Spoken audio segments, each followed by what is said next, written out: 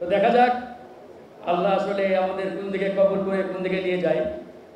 তা আমার পূর্বে যারা বক্তব্য রেখেছেন প্রত্যেকের বক্তব্যেই একটা বিষয় পরিষ্কার, যে আগামীতে বিচার এবং সংস্কারের প্রশ্নে আমরা আপোষহীন। বিচার সংস্কার ছাড়া ওই হুদা রকিব মার্কা কোনো নির্বাচন এদেশের মাটিতে আমরা হতে দেব না। খাতা কলমে 12 বার নির্বাচন হয়েছে, কিন্তু বাংলাদেশের জনগণের অধিকার প্রতিষ্ঠা হয় নাই। 1971 থেকে 2024 সাল পর্যন্ত মোটা দাগে অসংখ্যবার দেশের মানুষ জীবন দিয়েছে, কিন্তু জনগণের কাঙ্ক্ষিত বাংলাদেশ বিনির্মাণ হয় নাই। এর একটাই কারণ, যে বা যারাই ক্ষমতায় এসেছে তারাই দেশটাকে লুটপাট করে নিজেদের পৈতৃক সম্পত্তি মনে করে খেয়েছে। তাই বন্ধুগণ, এবার মহান আল্লাহ পাক আমাদের একটি সুযোগ দিয়েছেন। 2000 ছাত্র জনতার রক্তের বিনিময়ে আজকের এই বাংলাদেশ পেয়েছি আমরা। এই বাংলাদেশকে যাতে আমরা নতুন করে জনগণের বাংলাদেশ হিসেবে গড়ে তুলতে পারি, তার জন্য আমাদেরকে এখন থেকে ঐক্যবদ্ধ থাকতে হবে এবং সোচ্চার থাকতে হবে।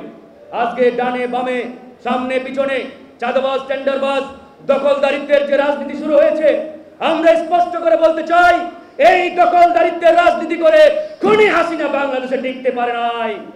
কেউ যদি মনে করে থাকে এই চাঁদাবাজি টেন্ডারবাজি আর ওই দখলদারিত্বের রাজনীতি করে আগামীতেও কেউ টিকে থাকবে, রাজত্ব করবে, তাহলে তারা বোকার স্বর্গে বসবাস করছে।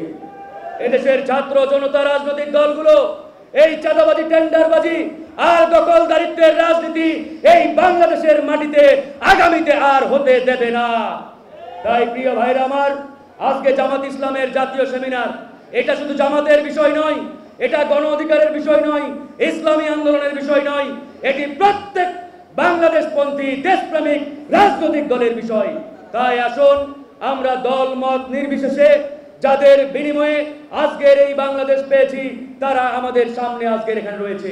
যারা আমাদের আহত ভাই শহীদ পরিবারের সদস্য, তারা কিন্তু আমাদের সামনে, তাদের কান্নার রোল এখনো আমাদের কানে বাজে। কিন্তু আজকে আমরা অত্যন্ত দুঃখের সাথে বলতে হয় আমাদের, যে এই শহীদ ভাইয়েরা, আমাদের আহত ভাইয়েরা, তাদের পরিবারের সদস্যরা এখনো কেন রাস্তার দাঁড়ে দাঁড়ে তারা এখনো কথা বলবে, ঘুরে বেড়াবে, তাদের সেই দাবিগুলো তারা করবে। এটাই রাষ্ট্র, এই সরকার, দায়িত্বশীল ব্যক্তিবর্গের প্রধানতম দায়িত্ব ছিল, কিন্তু তারা করতে পারে নাই। আমরা সরকারকে আহ্বান জানাবো, আপনারা ডান বামে না তাকিয়ে, কোন দলের দিকে না তাকিয়ে আপনারা শহীদ ভাইদের দিকে তাকান, আহত ভাইদের দিকে তাকান। তাদের দিকে তাকিয়ে তাদের যে স্বপ্ন, তাদের যে আত্মত্যাগ, তাদের যে আকাঙ্ক্ষা, সেটার দিকে তাকিয়ে নতুন বাংলাদেশ বিনির্মাণে মনোযোগ দেন। কোন দল চাপ দিবে সেদিকে কাত হয়ে যাবেন, এই জন্য চেয়ারে বসানো হয় নাই। আমরা বিগত 1 মাস এই ঐক্যমত্য কমিশনে একই কথাগুলো বারবার বলেছি, একই কথা আবারও বলে শেষ করছি। প্রিয় ভাইরা আমার, ঐক্যবদ্ধ থাকুন। দেশের প্রশ্নে, সংস্কার বিচারের প্রশ্নে আমরা ইনশাআল্লাহ আপোষহীন ভূমিকায় আপনাদের সাথে